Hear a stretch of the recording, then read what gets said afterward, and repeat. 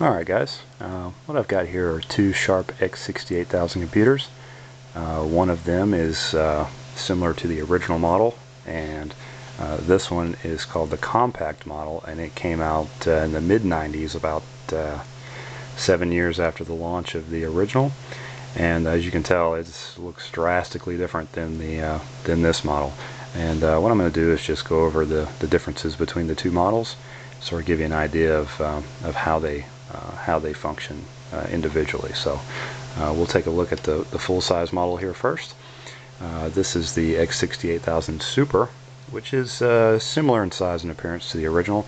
It does differ slightly in that it has a SCSI interface where you can install a hard drive, and these come standard with 2 megabytes of RAM as opposed to 1 megabyte of RAM. And to run most games, you're going to want to have 2 megabytes of RAM. These feature a two high-density 5¼ floppy drives with each disk is 1.2 megabytes. And on the front here, we've got a headphone jack, joystick 1 port, volume control, and your keyboard and mouse port, which looks similar to a PS2, but they're actually a little bit different. And of course, your power switch in the middle. And this is a soft power switch, which is similar to a modern PC. If you think of an ATX power supply, it pretty much functions the same way. Whenever you short this out, there's power is always it's plugged in. The motherboard is always powered on, so this actually turns on the computer. All right. Look at the back here.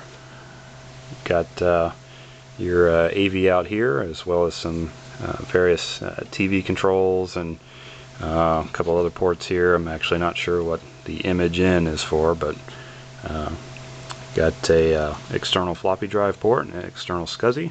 This is a SCSI 1 interface. The hard drive is also SCSI 1. The early models use something called XVI, which is pretty tough to get a hard drive for, so you're actually better off getting one that's got a SCSI 1 interface if you either buy one with a hard drive or one that does not have one that you want to install a hard drive in, because finding a XVI drive can be a little bit tough. And back here is your joystick 2, and you've also got your standard audio in, audio out, as well as a couple of expansion slots. Got a nice little handle here that hides away and actually supports the machine pretty well. You got your reset and interrupt here. So that's pretty much the ins and outs and the basics of this particular machine. Now we'll take a look at the Compact model. Now this came out in the mid-90s, as I said before, and it's quite a bit smaller, as you can see. But there are several key differences, especially if you're shopping around for an X68000. You need to know about this before you pick up a Compact. One of the big pluses of this particular machine is it is an XVI model.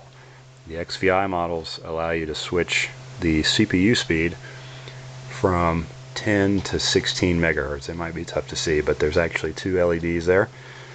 And you've also got a clock speed switch up here that lets you boot it up at 10 or 16 megahertz. Now this machine is only runs at 10 megahertz. It's got a Motorola 68000 CPU, and for the most part it runs everything fine, but there is some slowdown in some of the games, whereas 16 megahertz pretty much eliminates all of that. On the front here, got your power switch, volume, headphones, keyboard, mouse, joystick, pretty much everything you'd see on the original model. Now, if you look right here, the floppy drives are 3.5 inch. There's two 3.5 inch floppy drives. The big downside to this is you're not able to run retail games. There are no retail games that are on 3.5s. So if you buy a Compact, you're going to have to get an external 5¼ drive in order to play retail games. So those can be a little bit expensive and a little bit tough to come by. So consider that. There is a way to write disk images to a 3.5, which I'll cover shortly. I'll make a video sometime in the near future that'll show you how to write this for these things, but it's not easy. So, all right, take a look at the back here. Got that same image in port, and your audio in and out, RGB, joystick 2, and printer port as well, external floppy, and a mini SCSI 1 interface. So pretty much full featured X68000, just in a smaller case. Now, as I mentioned before, this is an XVI model, which means it'll run up to 16 megahertz. There is an XVI Compact Red Zone edition, which it's a little bit hard to find, and those actually have 3 clock speed settings, one of them being 20 megahertz. So I guess 20 megahertz pushes it into the red zone, but it'll actually say red zone on the front. So, but other than that, it looks just like this particular model here.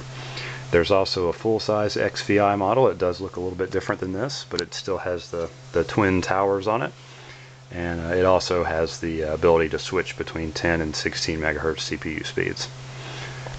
But that's the basics, the ins and outs of these two machines, and I hope you guys enjoyed and found this video informative, and as always, thanks for watching.